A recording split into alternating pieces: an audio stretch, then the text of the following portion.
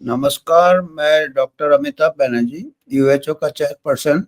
और शुक्रवार को हमारा न्यूज़लेटर होता है। आज 14 मार्च का न्यूज़लेटर लेके आया हूँ और आज होली भी है। आपको सबको होली की शुभकामनाएँ देते हुए क्यूवाई प्लेटफ़ॉर्म से, जो कि हमारे मीडिया पार्टनर है, आज का न्यूज़लेटर कुछ ऐसे मुद्दे हैं।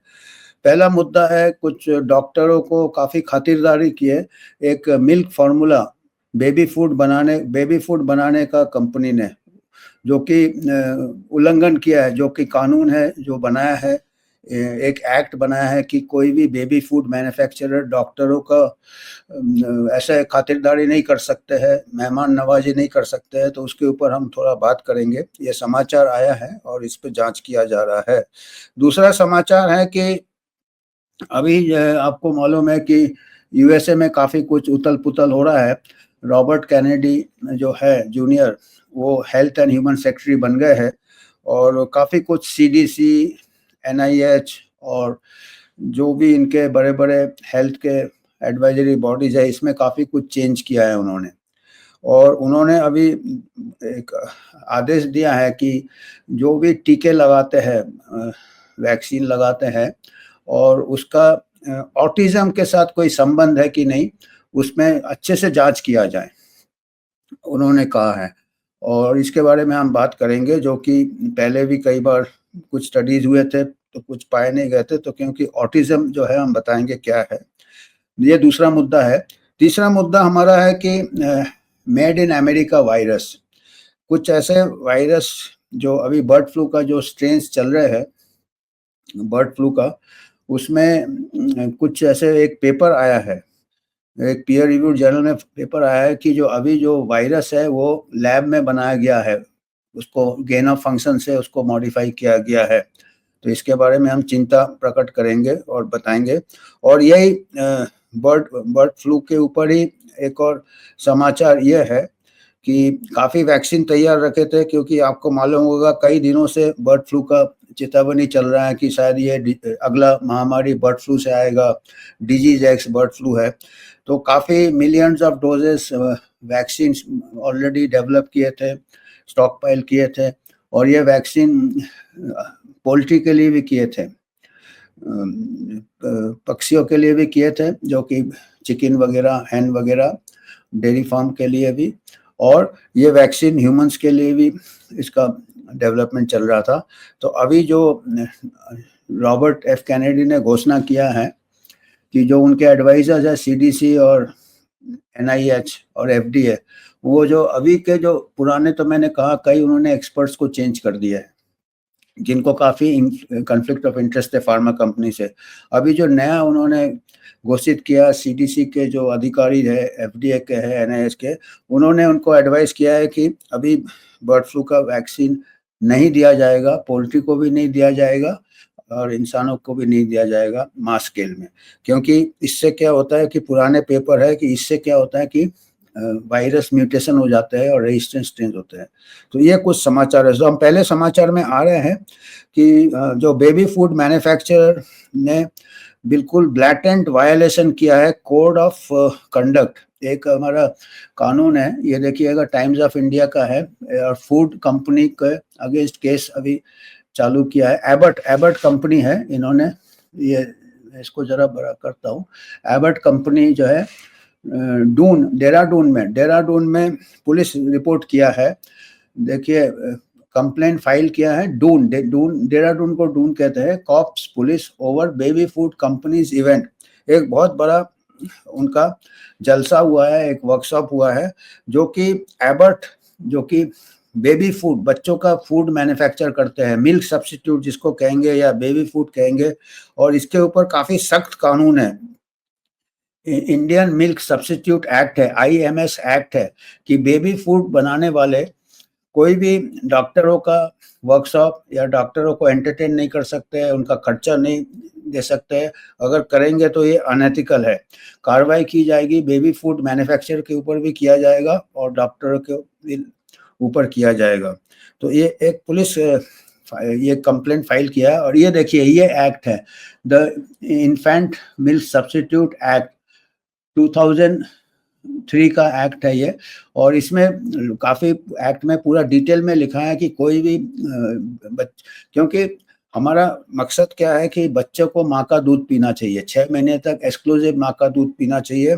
और टॉप जो है ये इसमें बहुत खर्चा आता है, और इसमें जितना आपको पौष्टिक ये मिलता है, न्यूट्रिशन मिलता है बेबी मिल्क ब्रेस्ट फीड में, वो ये फूड सब्स्टिट्यूट से बच्चों का मैलन्यूट्रिशन बढ़ जाता है, गरीबी बढ़ जाता है, और इसको प्रमोशन फार्मा कंपनी जैसे ही एक प्रकार से प्रमोशन है।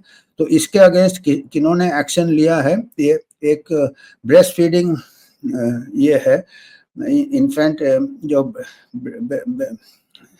ब्रेस्ट फीडिंग एक एनजीओ है, ब्रेस्ट फीडिंग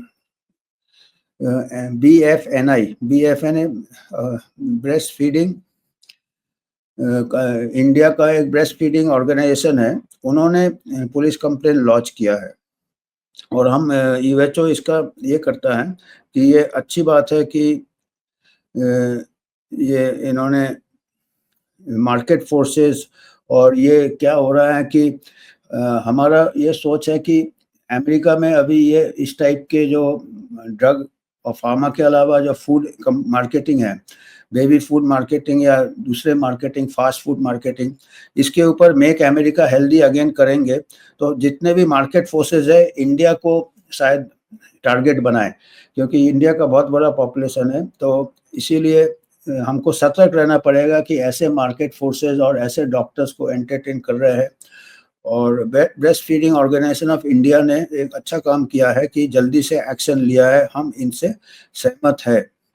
तो ये पहला ब्रेस्ट फीडिंग जो इंडिया का ब्रेस्ट फीडिंग इंटरनेशनल, ये पहला है। दूसरा हमारा मुद्दा है CDC इन USA, जो जैसे हमने कहा था कि रॉबर्ट F कैनेडी ने घोषणा किया है कि CDC इन्वेस्टिगेट करेगा कोई वैक्सीन के साथ ऑटिज्म का कोई लिंक है कि नहीं। ऑटिज्म क्या होता है? ऑटिज्म एक बच्चों में एक मस्तिष्क में ये होता है, डेवलपमेंट होता है बच्चे का, ये जब इसका ग्रोथ होता है, ब्रेन डेवलपमेंट होता है, कुछ उसमें ऐसे डिफेक्ट आ जाते हैं या ठीक से वो बच्चा सोशल एक्शन नहीं कर पाता है, या कम्युनिकेट नहीं कर पाता है, या अपना मिक्स नहीं हो पाता है, उसके पूरे स्पेक्ट्रम होते हैं जिसको कि ऑटिज्म कहते हैं।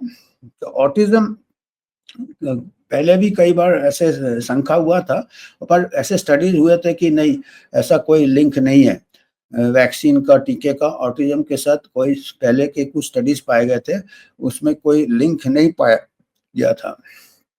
पर बात यह आता है कि अभी CDC का खुद ही का डेटा है, CDC डेटा है जो कि CDC साइट में ही है कि पिछले 20 साल में काफ़ी बहुत मात्रा में ऑटिज्म का ये बढ़ गया, ऑटिज्म बढ़ गया।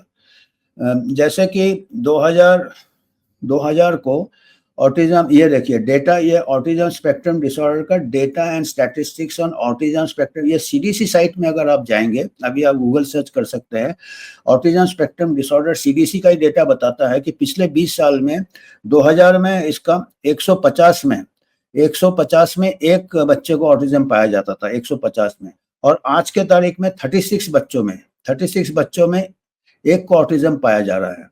तो इतना ज़्यादा राइज हुआ है, इसीलिए जो रॉबर्ट कैनेडी ने आदेश दिया है कि इसके ऊपर जांच होना चाहिए। क्योंकि अभी क्या है कि बहुत सारे वैक्सीन आ गए हैं, अभी तो 50-60 वैक्सीन लगते हैं अमेरिका में बच्चों को, मैंने बूस्टर मिला के और डोजेज मिला के। तो वो बोलना चाहते हैं, जो CDC ने खुद आदेश दिया है कि इसमें जांच हो, क्योंकि अभी CDC का भी पूरा चेंज हो गया है, टॉप में जो लोग थे जिनके कॉन्फ्लिक्ट ऑफ इंटरेस्ट से चेंज हो गया है, तो उन्होंने अभी बहुत बिग डेटा है, अभी हमारे पास बिग डेटा है। तो ये भी हो सकता है कि अभी हम ऑटिज्म को डायग्नोस ज़्यादा कर रहे हैं, तो ये भी वजह हो सकता है। पर वो जब तक हम इन्वेस्टिगेट नहीं करेंगे, हम दावे के साथ नहीं कह सकते। हो सकता है कि हमको कोई कनेक्शन ना मिले, पर ये इन्वेस्टिगेट करना ज़रूरी है। और जो अभी देखिए आपको मालूम है कि रॉबर्ट कैनेडी के अगेंस्ट जो एस्टैब्लिश्ड जो थे, जिनका कि फार्मा के साथ कॉन्फ्लिक्ट ऑफ इंटरेस्ट था, वो हमेशा इनके अगेंस्ट बोलते हैं, इनको क्रिटिसाइज करते हैं। अभी भी उन लोग कह रहे हैं कि क्यों करना है, क्यों। पहले तो स्टडी हो चुके हैं, पहले छोटे-छोटे स्टडीज हुए थे, पर अभी बड़े पैमाने में हम कर सकते हैं। वैक्सीन, नंबर ऑफ वैक्सीन भी अभी बढ़ गए हैं और डेटा भी अच्छे से अभी कैप्चर होता है।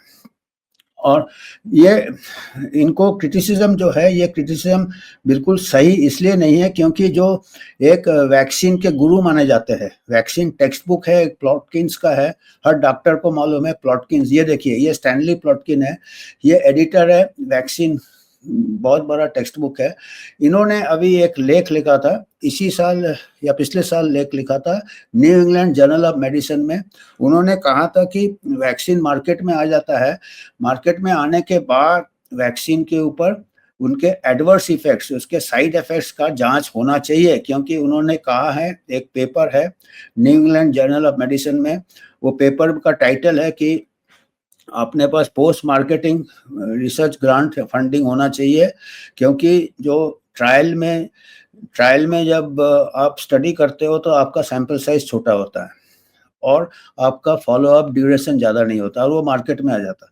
हो सकता है लॉन्ग टर्म में क्या हो रहा है आपको पता नहीं चलता है ट्रायल में, और छोटे सैंपल में पता नहीं चलता है। तो इसीलिए उन्होंने कहा था, प्रभात एक पेपर होगा, टाइटल देखो स्टैनली प्लॉटकिन का एक पेपर होगा, मैंने टाइटल लगाया था, वो टाइटल में ये देखिए, ये नहीं, दूसरा एक पेपर का टाइटल होगा प्लॉटकिन के फोटो के पहले, हाँ ये देखिए, ये funding post authorisation vaccine safety science. ये पेपर के ऊपर मैं जोर इसलिए दे रहा हूँ कि इसका आप देखोगे सबसे नीचे ऑथर्स दिया है, इसका तीसरा ऑथर है सबसे नीचे लाइन में, स्टैनली ए प्लॉटकिन। ये फाइनल अथॉरिटी वैक्सीन में माने जाते हैं। अभी 90 साल के, जिंदगी भर उन्होंने वैक्सीन रिसर्च किया है, वैक्सीन प्रमोट किया है। अभी अभी जाके वो कह रहे हैं कि funding post authorisation vaccine safety science. क्यों बोल रहे हैं फंडिंग? इसका मतलब पूरा ठीक से वैक्सीन सेफ्टी का ठीक से जांच नहीं हुआ है, लॉन्ग टर्म इफेक्ट नहीं जांच हुआ है, लार्ज सैंपल में नहीं हुआ है। तो वो कह रहे हैं कि post authorisation vaccine safety science में बहुत गैप्स है। तो अभी अगर हमारा ये मत है कि अगर सीडीसी बोलते हैं आपके इनके लीडरशिप के अंडर, रॉबर्ट कैनेडी के लीडरशिप के अंडर, कि इसका अगर जांच हो तो ये कोई गलत नहीं है। साइंस में हमेशा एक्सप्लोरेशन होना चाहिए और अनबायस्ड ये जांच होना चाहिए। तो ये हमारा दूसरा मुद्दा था। तीसरा मुद्दा है, बड़ा चिंता वाला है कि America, made in America virus हो रहा है। अभी मेड इन अमेरिका वायरस क्यों बोल रहे हैं हम? अभी तो मेड इन चाइना वायरस हमने देख लिया वुहान। अभी जो ये बर्ड फ्लू का चल रहा है, पिछले साल से चल रहा है अमेरिका में, गायों में भी पाए जा रहे हैं बर्ड फ्लू वायरस H5N1 जिसको कहते हैं, और 70 लोगों को हुआ है, 70 लोगों को अमेरिका में एक साल में हुआ है, पिछले एक साल में बर्ड फ्लू आउटब्रेक गेट्स। ये पोल्ट्री वैक्सीन, ये तो बाद में बताएंगे हम, इसके पहले आप देखना एक पेपर है, हाँ ये देखिए, ये पेपर, ये कहना है, एक पेपर पब्लिश किया है जिसमें बोला है, ये पेपर पब्लिश हुआ है और उसमें कहा है कि ये गेन ऑफ फंक्शन रिसर्च हुआ है जॉर्जिया में। जॉर्जिया अमेरिका में एक स्टेट है, जॉर्जिया के एक लैब में गेन ऑफ फंक्शन क्या है, किसी वायरस को लेते हैं और उसको हम ज़्यादा घातक बनाने की कोशिश करते हैं लैब में, एक के बाद एक एनिमल के थ्रू पास करते हैं, जिसमें ज़्यादा ये हो जाए, खतरनाक हो जाए या ज़्यादा फैले, वो ट्रांसमिशन बढ़ाने की कोशिश करते हैं या उसको विरुलेंट बनाने की कोशिश करते हैं। वो कहते हैं कि नहीं, हम म्यूटेशन से पहले तैयार कर रहे हैं, पहले से वैक्सीन बना लेंगे वगैरह वगैरह, या दुश्मन कोई बनाएगा बायोलॉजिकल वारफेयर में तो हम तैयार रहेंगे, पर वो गलत है, ये बड़ा डेंजरस रिसर्च है।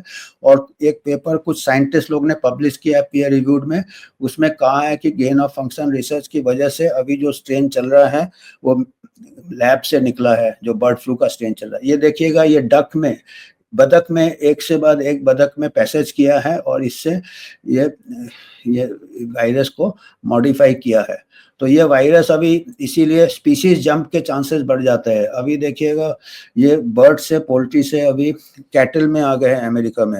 ह्यूमन केसेस अभी एक ही डेथ हुआ है अमेरिका में, 670 केसेस हुए हैं, और ह्यूमन टू ह्यूमन, आदमी से आदमी, इंसान से इंसान में नहीं फैल रहा है। तो इतना ये अभी डरने की बात नहीं है कि हम इससे डर जाए और इसमें हम वैक्सीनेशन स्टार्ट कर दें। हालांकि पूरा जो पहले का सीडीसी था बाइडेन के टाइम का या इसका था, हमेशा वो वैक्सीन रेडी रखा था। इवन जब ट्रम्प आ गए थे तभी भी वैक्सीन रेडी रखा था। पर अभी फिर से जो एक्सपर्ट्स उन्होंने चेंज कर दिए, पुराने एक्सपर्ट्स को उनको रिटायर कर दिया या रिजाइन करवा दिए रॉबर्ट कैनेडी ने। तो अभी जो टॉप यूएसए के जो है एजेंसीज है, हेल्थ एजेंसीज, जैसे कि NIH, national institute of health, तो ये पोल्ट्री वैक्सीन रेडी था। पोल्ट्री का जो आपके मुर्गियों में वैक्सीन रेडी था। पर अभी जो जॉन एफ कैनेडी ने वार्न किया है कि पोल्ट्री वैक्सीनेशन कुड बैकफायर मतलब उससे नुकसान ज़्यादा हो सकता है, क्योंकि उनके जो अभी के CDC है, NIH और FDA है, उनके जो एक्सपर्ट्स ने बोले हैं कि अभी ये बर्ड फ्लू वैक्सीन को इस्तेमाल नहीं करेंगे, क्योंकि उसमें अभी महामारी के दौरान या मास स्केल में उससे म्यूटेशन होने के चांसेस ज़्यादा है, वायरस चेंज होने के चांसेस ज़्यादा है। और हम तो ये खेद करते हैं कि अगर आप already gain of function research कर रहे हो और उसके बाद वैक्सीन भी तैयार रख रहे हो और फिर पैंडेमिक भी कभी भी आप महामारी भी घोषित कर दोगे, फिर मास वैक्सीनेशन कर दोगे, तो ये फिर से ऐसे ही भगदड़ मच जाएगा।